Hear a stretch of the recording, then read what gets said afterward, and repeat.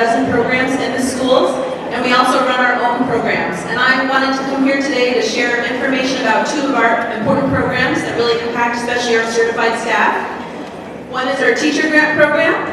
So our teacher grant program, last year we awarded over $200,000 to teachers, counselors, librarians, librarian techs, and these grants range from anywhere from $250,000 to $5,000. And we have funded everything in the past from school gardens to art supplies, field trips to the Channel Islands, to museums, robotics kits. So I really want you to take advantage of this opportunity. The application is open from October 1st to October 31st, and we have flyers. We actually have a table in the front. I know I saw some of you this morning, but stop by and get that information. Also, your principals will distribute that information before the grants open. And another grant opportunity is actually for our high school students, for students in grades 9 through 11. And these grants are up to $500 per student, and they help fund student-managed projects and clubs. We have funded folklorica skirts and sets and supplies for student-run theater programs, as well as electronics for shortwave radio. So again, you dream it, and we hope we can fund it. And the students apply for that, but they do need a sponsor teacher to be there, kind of co-mentor with that application. So again, lots of information, but please come see us out front to get flyers, and you can always reach out to the Education Foundation and email me with questions. And I really hope that you all have a fun, healthy, and productive school year. Thank you for all you do for our community.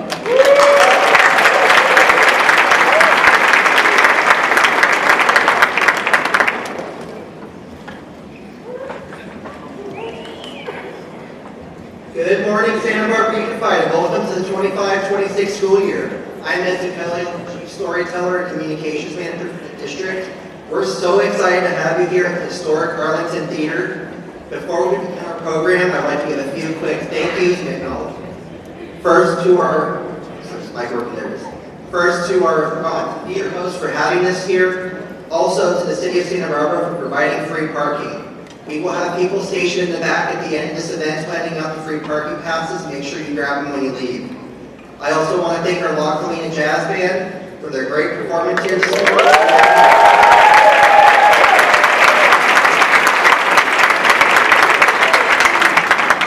And I also want to thank our food services staff for preparing the great food we made this morning.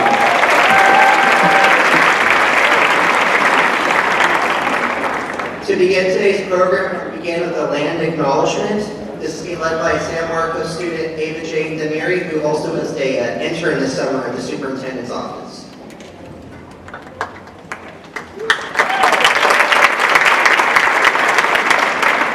Thank you, Mr. Zucchelli, and hello, everyone. We would like to acknowledge the Chumash people who are the traditional custodians of this land. Join us in acknowledging the Chumash elders, as well as past, present, and future generations who call this place the land that Santa Barbara Unified sits upon their home. We are honored to be guests upon this land and are proud to continue their tradition of coming together and growing as a community. We come together today to acknowledge what education needs, to be humble and to listen to the voices that speak. We thank the Chumash community for their support, and we look forward to strengthening our ties as we continue our relationship of mutual respect and understanding. Thank you to Mia Lopez from the Coastal Band of the Chumash Nation. Thank you.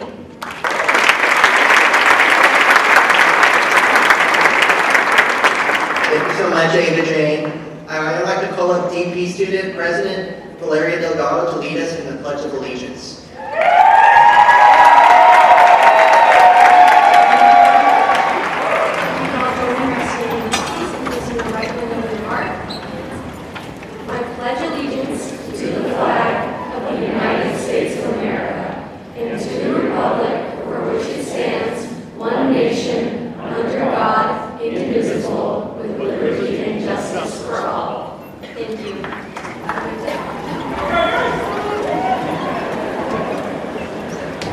Every year, we have new faces here at the district.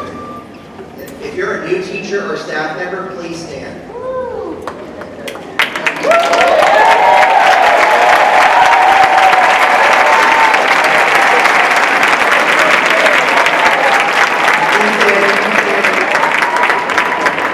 I want everyone to know that you are not alone. It's a lot off to change jobs and come to a new district. Everybody here you see who's new, please welcome them, guide them, help them, give them the institutional knowledge. Now, can everybody please stand up? I want them to know they're not alone. Everybody please stand. And we're going to play a little game. If you've been here before, you've been to a wedding, you know what I'm about to do. If you've been here 4 years or less, please stand up. If you've been here under 10 years, please sit down. If you've been in the district under 15 years, please sit down. And you've been here 20 or more years, keep standing. Everyone else, please sit down.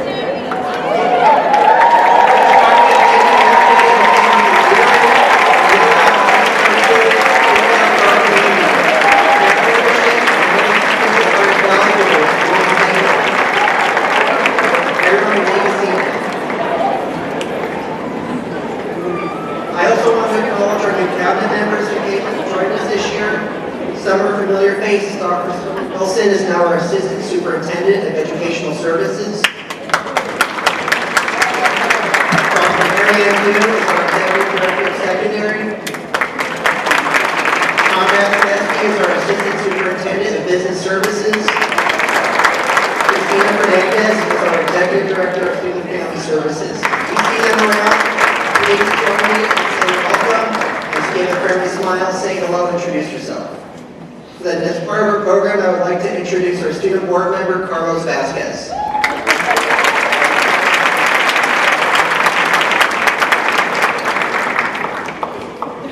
Hello, everyone. Thank you for coming this morning. I'm honored to serve as your student board member. Next, we are going to welcome Dr. Hilda Maldonado to the stage, who has been with us for 5 years now. She has some exciting news to share with all of you. But before that, I know it's early and the coffee is still kicking in, so here to bring the energy are the cheer squads from Santa Barbara, San Marcos, and Dos Pueblos High Schools.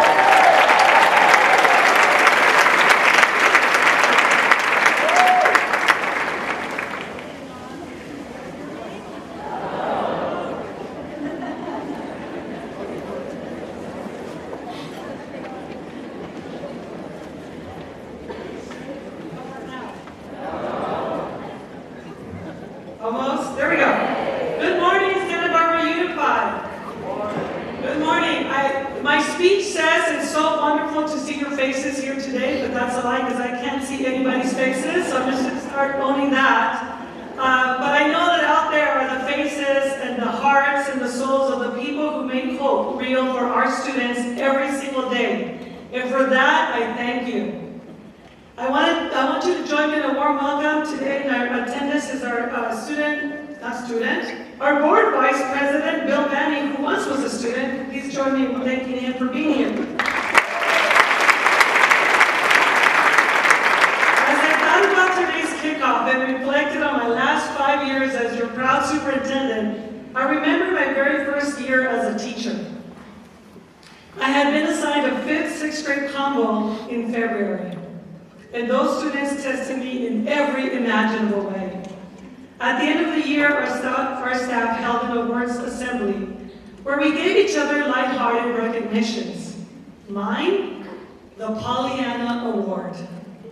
I didn't even know what that meant at that time, but over the years, as life happened, I realized the colleague who gave it to me saw something in me that I hadn't yet seen in myself. An enduring mix of optimism, realism, courage, and hope.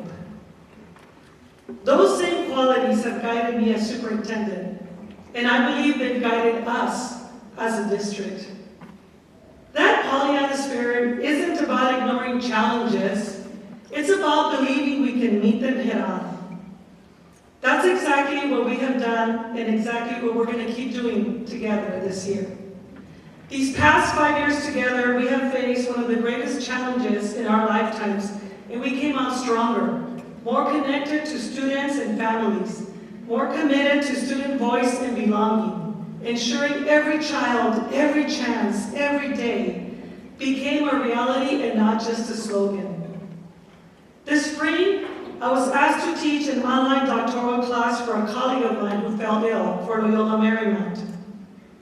In true optimistic fashion, I jumped right in, only to discover there were 3 different platforms, each hiding different pieces of the syllabi, and the students had to look for things like an academic scavenger hunt. My well-meaning edits in one place didn't make it to the others, and the result was some very understandable confusion for my students. It reminded me how much our students depend on our preparation and how much clarity matters. That's exactly why we are sharpening our focus this year through the instructional framework, the new EML master plan, and the revised SST process, which you'll hear more from your leaders. So that just like our students, you have the right tools, the right sequence, and a clear path to success. This will also enhance your PLC time together. Our priorities are clear. We will focus on literacy, math, alignment of academics, assessment, and achievement, and create a stronger sense of belonging and community. And this past year, we built on that foundation. We deepened our science-based curricula in reading and math, a direct reflection of our board's priorities and our district goals to ensure every student is a proficient reader and mathematician. As we gather here today ready to begin the new school year, it's not about starting over or launching new initiatives. It's about building on incredible work that's already in progress.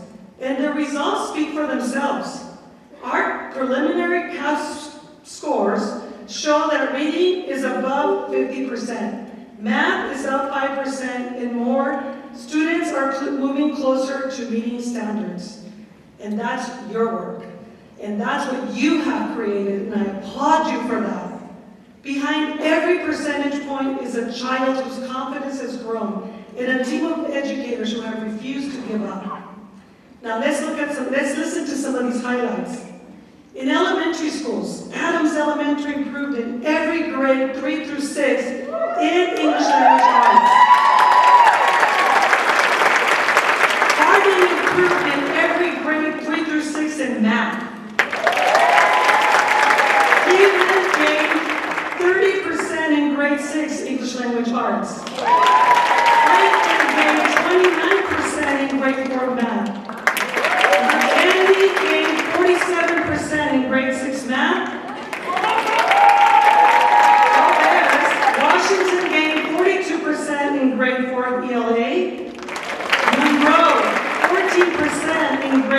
ELA.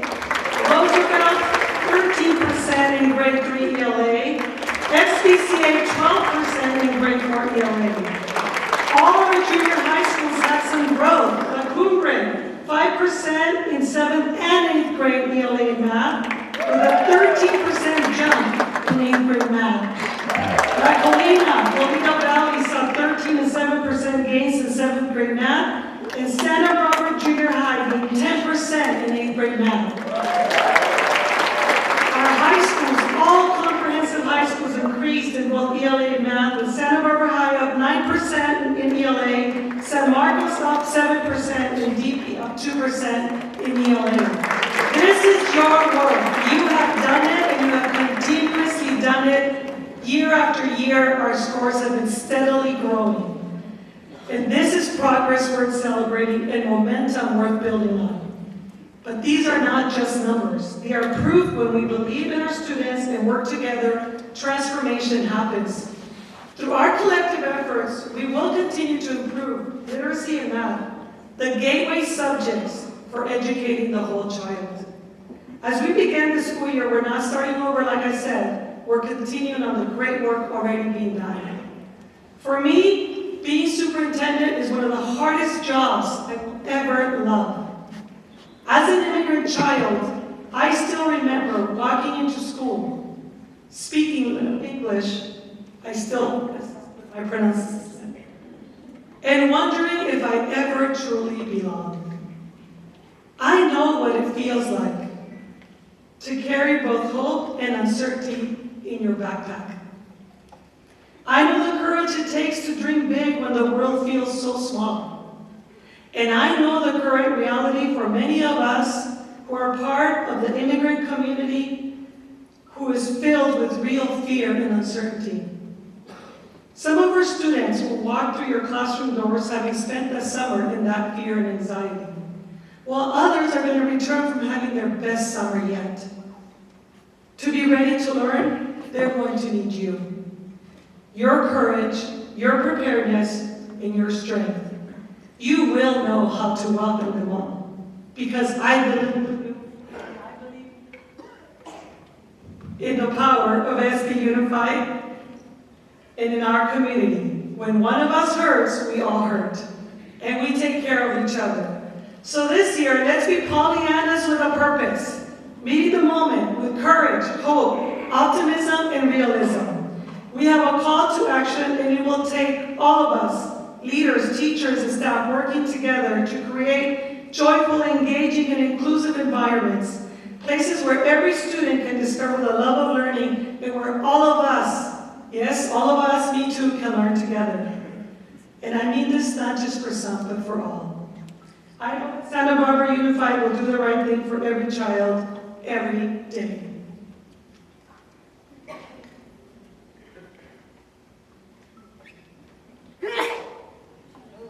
Next up is someone whose journey reminds us of the power of public education. State Senator Monique Limon began as a little girl at Harding in Cleveland Elementary and is a graduate of Santa Barbara High. Through her level of students, learning, and community, among her many achievements, we are proud that she's also been a member of our school board and now serves as the Senate Pro Tem in the California legislature. All because of educators like you combined with intelligence, self-determination, and resilience. While she makes her way to the stage, please join me in welcoming the folklorico dancers from Santa Barbara High School for a special performance.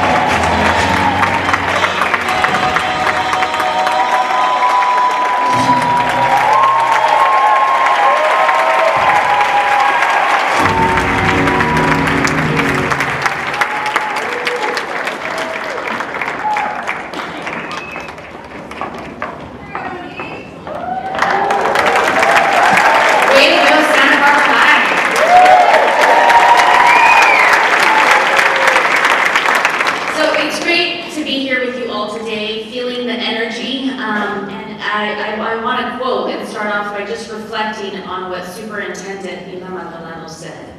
That we are all living in a moment where in our backpack we carry both hope and fear.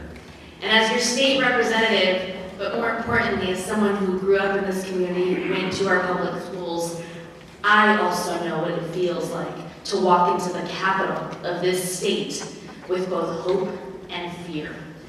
And I share that with you because I think it's important to recognize that while you are all seeing what is happening and you're living what is happening through the lens at all ages, all of us in all different roles are also feeling that. But I'm hopeful because that hope is something that we can share and that we can use during these difficult moments. I'm so proud to be part of this community, but even more proud that as a student who grew up here, who went to Harding, to Cleveland, to Santa Barbara Junior High, to Santa Barbara High School, I know that our schools and that you all as educators have the power to instill more hope that supersedes the uncertainty that so many students and families are living today. I know that because I've lived that with you. Because through our public schools, not only is that a place where I have found my own sense of comfort, support, confidence, but also a place that has given me the tools to overcome the challenges. I always tell students when I talk to students that we live in the real world today, that this idea that you have to graduate schools and you have to graduate from high school to enter the real world isn't truth. That we're living this real world every single day, every single moment. And our schools, your classrooms, are a place where we begin to form that skill set that helps us understand moment through moment how we overcome the challenges, how we build community, how we look to elders to seek guidance and help move forward in a non-isolating way. I know that that's a lot. As a school board member, I always said, man, if people only understood what we're asking of our schools and of our teachers and of our educators, of every single person in the school district that makes it function every day. We're asking so much. We're asking that not only you teach our students math and English and history, but now that you give them the confidence, that you ensure that when they leave your classroom, they're going to be safe, that you ensure that when they get to the school, they're going to be able to have healthy eating options. I get it. I get that we have asked so much of you. I also know that year through year, day through day, you are what builds up our students. Education is fundamental to communities. And I say that because it has been for me. When I ran for school board and I served on the school board, I never thought one day that I would do more than just give back to the schools that gave so much to me. The schools that invested in my own success, and the schools that have ensured that my success isn't just limited to an individual, but that my success is one where we can look at what we do for communities. So as your state representative, as a former student of this district, I have to tell you that I'm here to let you know that not only am I thankful, as are so many, for what you do, but I'm also carrying some of the same fears you have as professionals, as leaders in our community, as those who instill in our students that hope, but also balance that fear. You're so special. I'm grateful for everything you do. I'm proud to be a product of your teaching, your schools, your community, and know that even in Sacramento, the conversations and the challenges that we have, especially rooted in our greater system of education, have a foundation for me, that starts here. That starts with you. You are colleagues, you are friends. I mean, I have family members out there right now. I connect with you all in a deeper way, despite any of the bigger conversations. It is about what we can do for schools. So I wanted to be here today to welcome you to a year, to recognize that this year is different than other years, that we're grappling with much more, with funding cuts, with challenges that are coming, but also to ask you to be a partner in not losing hope, to ask you to be a partner in uplifting our community, and to ask you to be a partner to us to help us all do better, and know that the struggle that you're all feeling, that may happen in our classrooms, in our schools, is one that we're feeling in Sacramento as well. One that we're feeling in a deep way, and one that worries us when we see what our communities are feeling like. We know that this first day of school might be different for some students and families. We know that they may question what it's going to be like to walk to school. They may question who they encounter.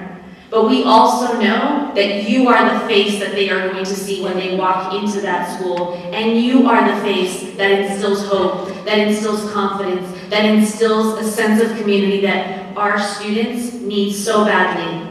And also that we need from each other. So thank you all for everything you do. I cannot thank you enough. I am so proud to be part of this community, so proud to be a student that has grown up through public education.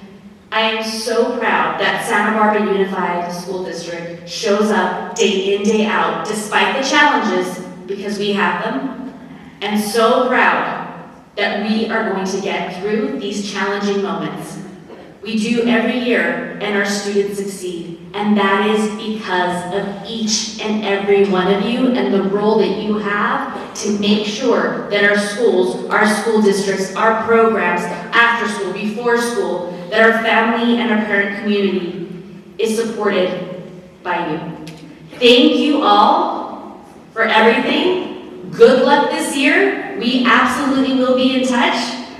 And just remember that you are part of our community, and we are grateful and can't thank you enough for the role that you play every single day helping our students. Thank you. Good luck this year.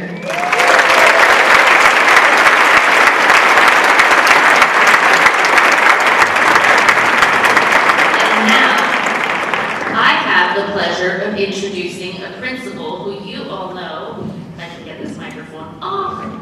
A principal who you all know, Principal Estrada Ochoa, who has a really cool introduction to make.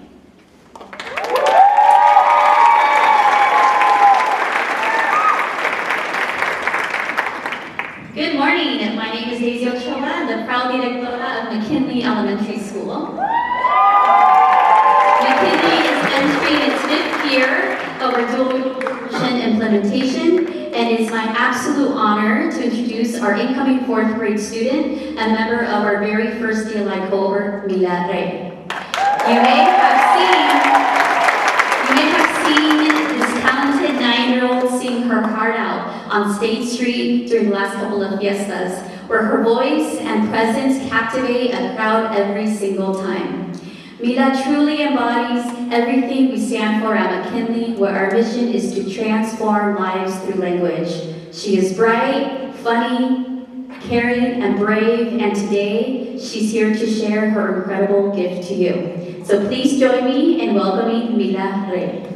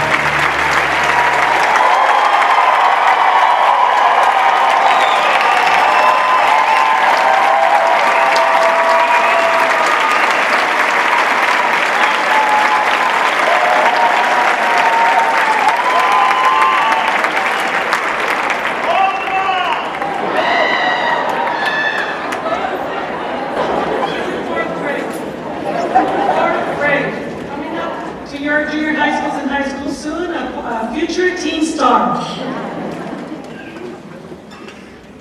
Today, we have the honor of welcoming a speaker whose career has been defined by vision, courage, and deep belief in the power of education to transform lives. Dr. Julian Vasquez Heilig serves as a professor of educational leadership, research, and technology at Western Michigan University. Over the course of 7 academic leadership positions, including dean and provost, he has strengthened institutions by fostering inclusive excellence, driving innovation, and elevating their national and global standing. A prolific scholar, Dr. Vasquez Heilig has authored more than 70 publications and presented at over 30 universities in 8 countries. His research on equity in K-12 curriculum, policy, and leadership has been cited by the New York Times, Washington Post, LA Times, USA Today, and Education Week, and he has been a guest on NPR, MSNBC, PBS, and more. For a decade, Education Week ranked him among the top 200 education scholars in the nation.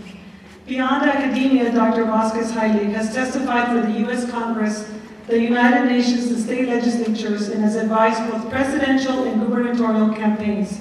He's a dedicated leader in the NAACP, serving on the executive committee as an education chair in multiple states, advocating for civil rights and educational justice. His work has earned more than 30 awards, including the NAACP Keeper of the Flame Award, the Kentucky Colonel Honor. There's no R in Colonel Honor. This is why teaching English is hard. And recognition as one of the most influential Latinos in West Michigan. But before he comes up, I want Julian to know who's in the house. So, when I call your school name, I want you to respond with your mascot. For example, if I call out Santa Barbara Junior High, I will hear, Tigers! Here we go, before he comes up. Adams! Tigers! Cleveland! Dolphins! Franklin! Eagles! Hardy! Hawks! McKinley! Awesome! Monroe! Roosevelt! Santa Barbara Community Academy! Washington! Goleta Valley Junior High! La Colina! La Cumbre! I'll do Santa Barbara Junior High again. La Cuesta Alta Vista Quetzal!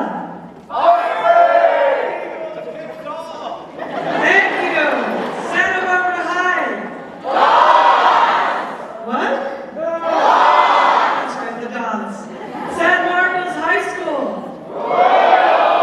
And last but not least, Dos Pueblos! And let's hear it for the district office!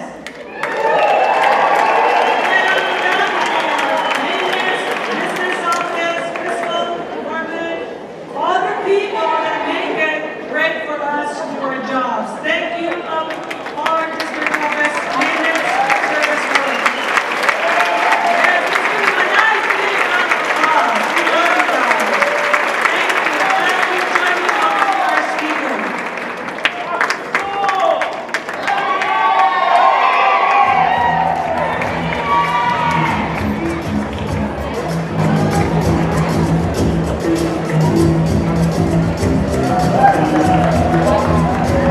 Santa Barbara! It's so good to be back in California.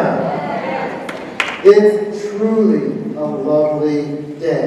And today is not just the start of the new school year, it's the start of possibility, of purpose, powerful community together. And it begins with our shared belief, every child, every chance, every day. And these are not just words.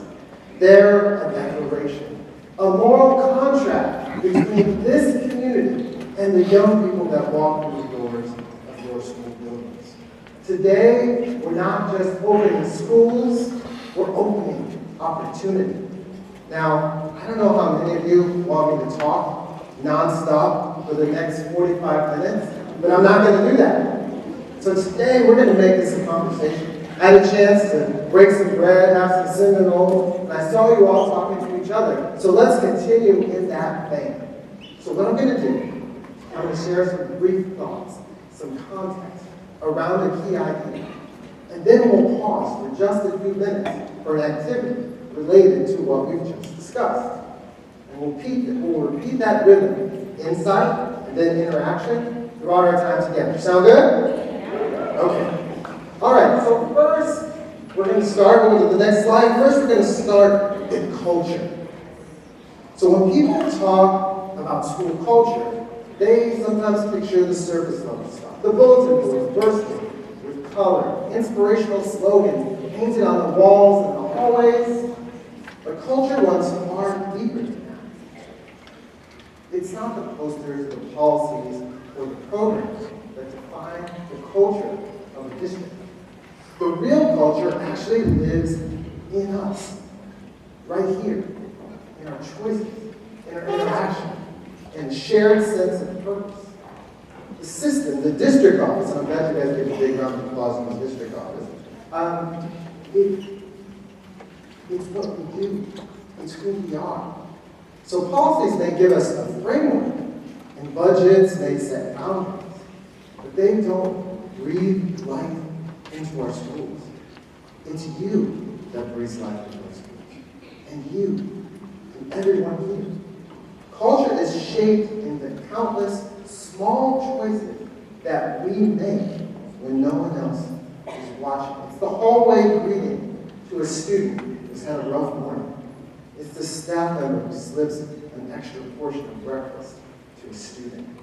It's the custodian who knows all the names of the students in the schools and uses them so that the children feel seen. I'm going to tell you, none of these moments make David Ashford or the outcome. But they are what makes a difference between a school that's merely functional and a school that's alive. And here's the thing, culture can't be handed down in the district office or delivered in an email attachment. We have to build it ourselves, day by day. And sometimes it's simply as refusing to let a student disappear, or speaking up in a meeting when a conversation is headed in the wrong direction. Sometimes it's holding a student's gaze long enough so they feel seen. Or maybe sometimes it's listening to Kendrick, which I wore my Kendrick jersey. Yeah? Or Tyler the Creator. I don't know if you know anything about that, but I'm thinking that, yeah. So that you can strike up a conversation with your child in your school. So the culture we create today is the culture that students will carry into their tomorrows. So here's what I want you to remember. Your presence, your love, and your care matters. And it ripples across the community. So now let's get our blood moving with that first activity. Actually, I want to tell you something. I've been told I can't walk in front of this white line or to the left of this line. So I would love to, as an educator, I'd love to be down there as we do these activities, but I am bound by these parameters, otherwise the microphone goes crazy. Okay? So let's get our blood moving. So first, we're going to start with a think, pair, share. Okay? Now here's the question. So everybody that has fallen asleep, wake up, and I'm going to give you the question. Are you ready? Here's the question. Think, pair, share. What's one moment when your school's culture helped a student feel they belong? So turn to a neighbor or two. 1 minute, and go.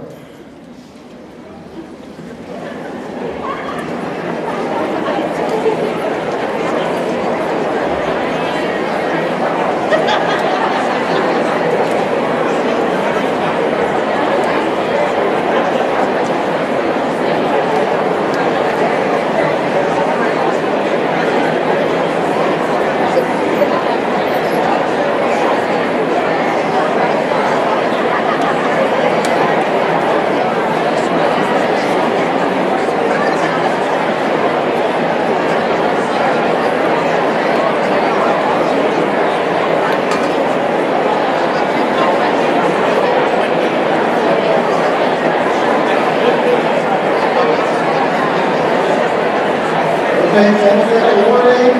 10-second warning.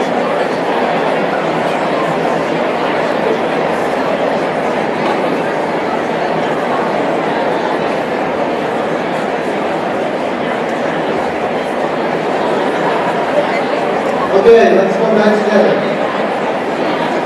All right.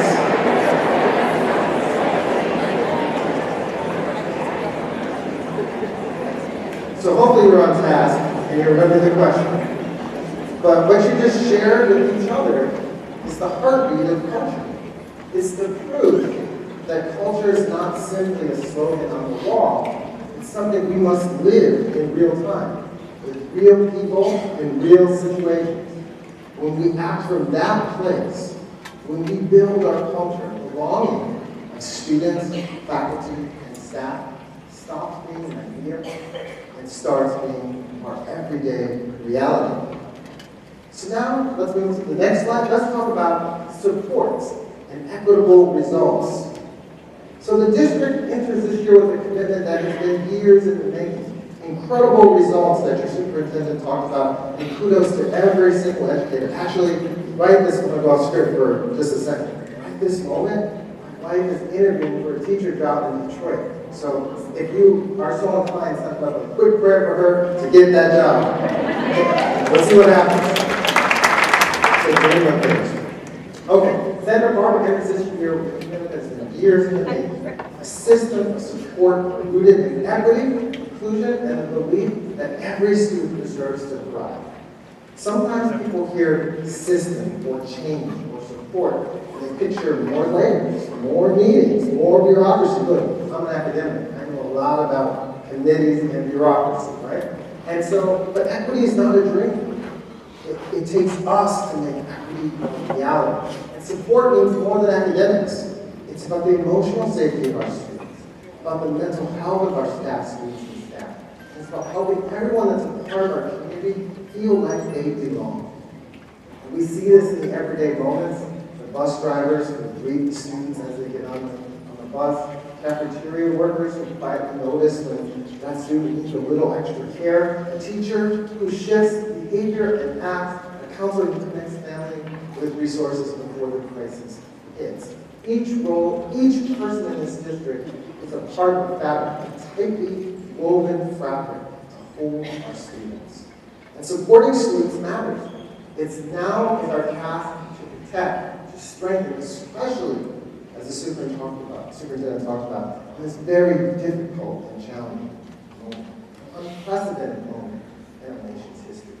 So systems of support aren't about what we've implemented or who is not in the building. It's about what students can achieve when they know they're seen and valued and they feel unstoppable.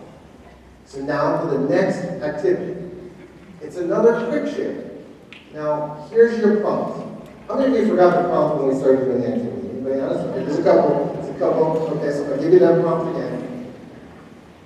What's one way your role supports students, especially the ones who need the most? Okay, go.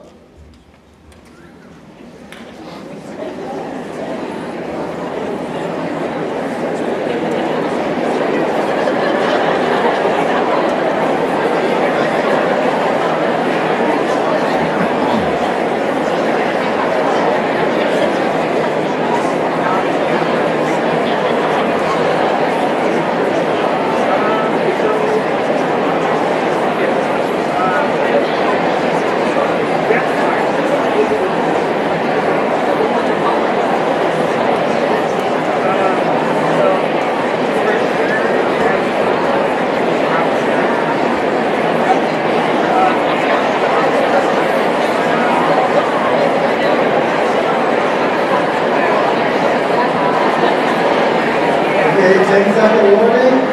10-second warning.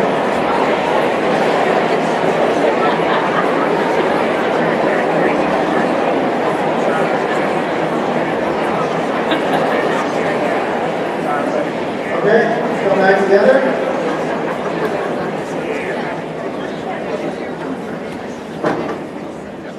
I taught fourth grade, so it's wonderful to have a room full of educators than a room 2,000 fourth graders. That would have happened in 10 seconds. So thank you, educators. So let's now talk about results. But first, what you named is what makes a system of support work in a district this size. It's a living intervention. Systems of support are living intervention, powered by you, where every role can lean in, and opportunity is not a distant goal, but a reality that we can actually deliver. Okay? Now let's talk a little bit about results, delivering results. So let's be real. In the world that we live in today, results matter. I think many of you lived through No Child Left Behind. How many of you went through No Child Left Behind, AYP, and all of that nonsense? Okay. So results do matter. Not because they tell us what politicians, how they want to blame us, or blame a school, or blame a family, or blame a community. They actually matter because it's truthful context, which we can act on. Truthful is where change begins. We can work ourselves non-stop, but if our efforts don't show up in the lives and the opportunities that students have, if the gaps remain the same, then we have to start asking us harder questions, asking ourselves harder questions. Not did we try hard, but did we make the right moves? Did we do what worked? And, speaking of Kendrick, that is my wife reporting in on her interview. So, oh yeah, let's do it. Honey, I'm on stage right now. Okay.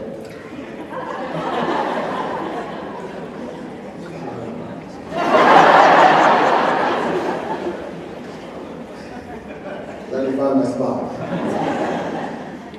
So, as we know, this district has made a commitment to measurable student outcomes. And that's not easy to do, I'll be honest. When you hold yourself to a standard, that makes you feel vulnerable, right? It means you're saying to the community, here's where we are. Hold us accountable for where we're going.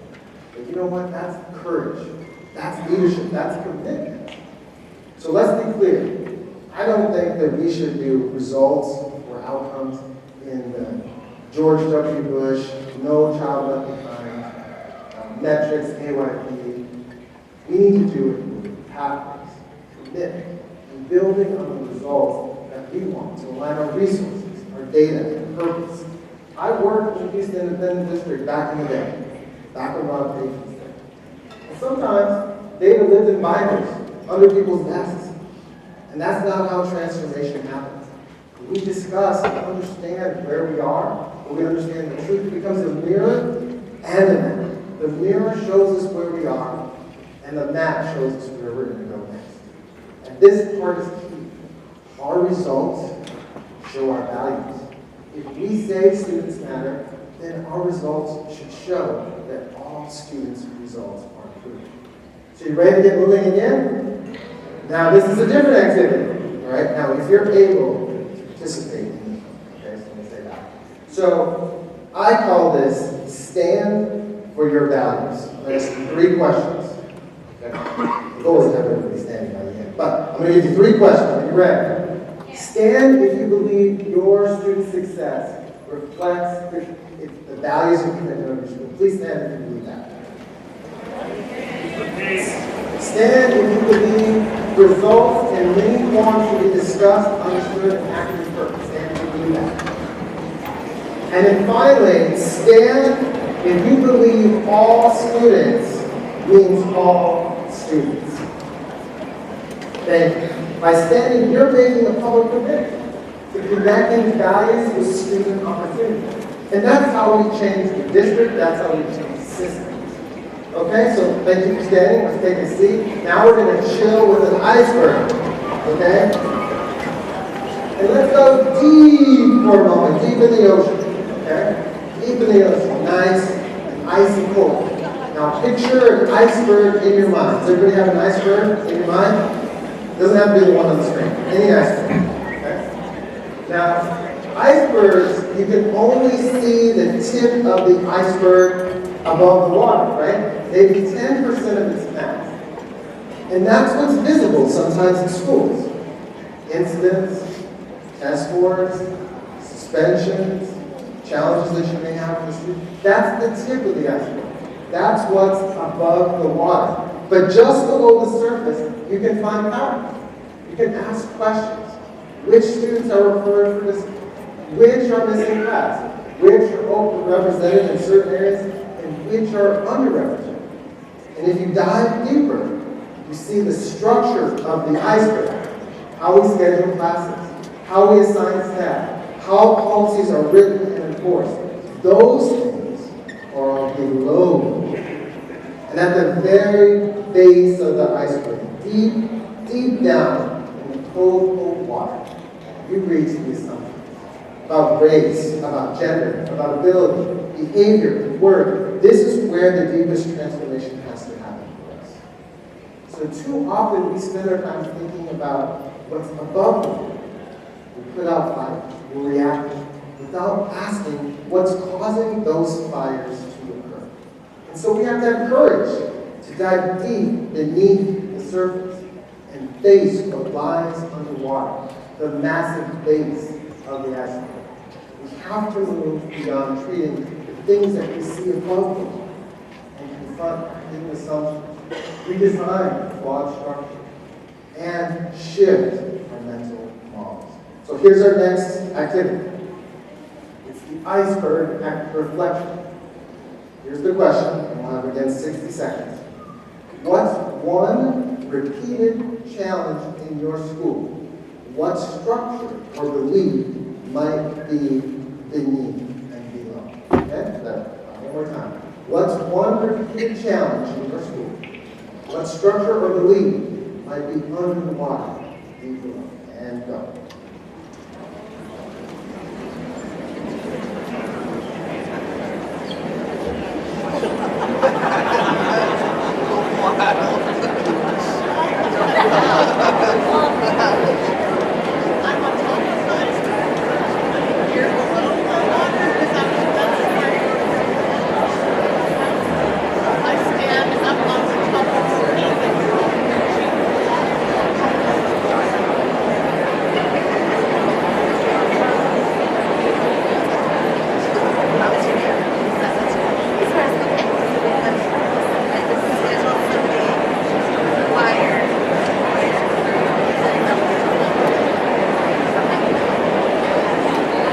Ten-second warning. 10-second warning.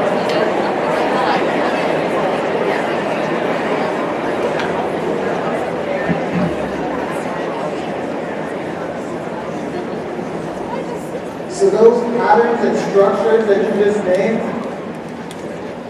recognizing them is how transformation begins. When we're willing to go beneath the surface, understand the why, we stop managing the system and shift the social conditions and the mindset that create them. Now, I will move to courage.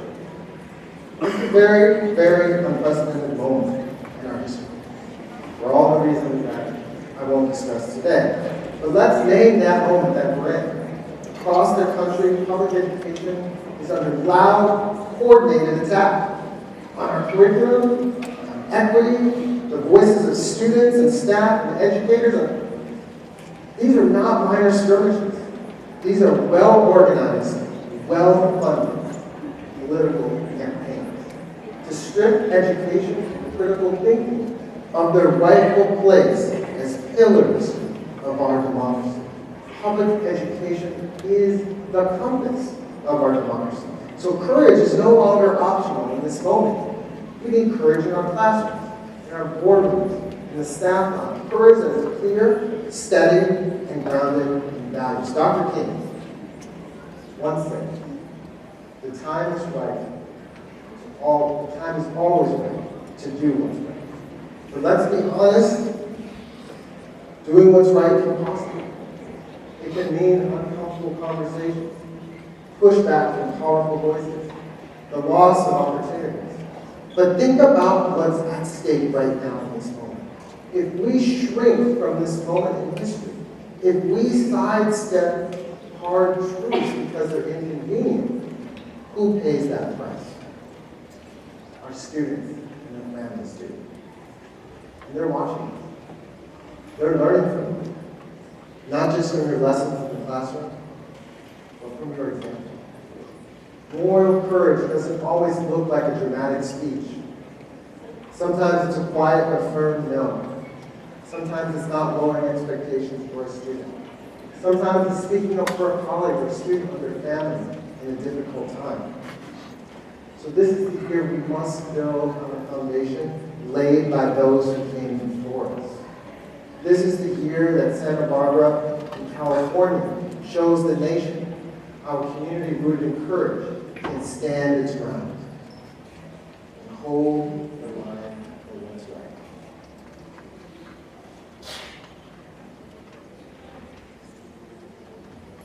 So I want to do one more activity, just one. We're going to have a phone. Just one more. Stand if you've ever chosen what's right over what's evil. Please stand now. Stand if you ever risk comfort to protect the student. Stand if you believe that courage is the difference. I'm going to tell you, courage just stood. Courage is standing. You are democracy. Thank you for standing. Take it. Santa Barbara, as I come to a close, you are the leaders, the culture shapers, the frontline visionaries of our communities. And so, in this moment, this is simply not the start of a school year. It's shaping the future. And in the best district of California, that future must be defined by courage, by care, by the unshakable conviction that a child's potential is worth everything you can give. So I want to close with a poem. It's called Rise Up. This year, we will let love ring louder than fear, louder than doubt, louder than the voices that say not yet or not possible. We will let it ring, a steady heartbeat in every classroom, in every hallway, in every meeting where decisions are made. This year, we will wrap welcome around every child, like the morning sun on the Pacific coast, warm, unwavering, whispering. You belong here. You are seen. You are loved here. This year, we will make our curriculum. It will be written in our eyes when we greet our students. It will be spoken in the music of our voices when we invite them to try again, to reach higher, to see farther. It will be carried in the hands that steady them, feed them, lift them up. This year, let the weary find renewal in the kindness of you and your colleagues. Let the quiet teach us strength of listening. Let the joyful interrupt the cynical. Because hope is not naive. Hope is the thing that has carried us this far. And this year, I crossed the right line. And this year, we will not shrink. We will not hide. We will not wait for someone else to be brave. And when the world feels heavy, and sometimes it will, we will remember, we are not alone. The mountains hold us. The oceans sing to us. The children believe in us. And still, Santa Barbara, we rise. We educate. We live. Together. Have a great week.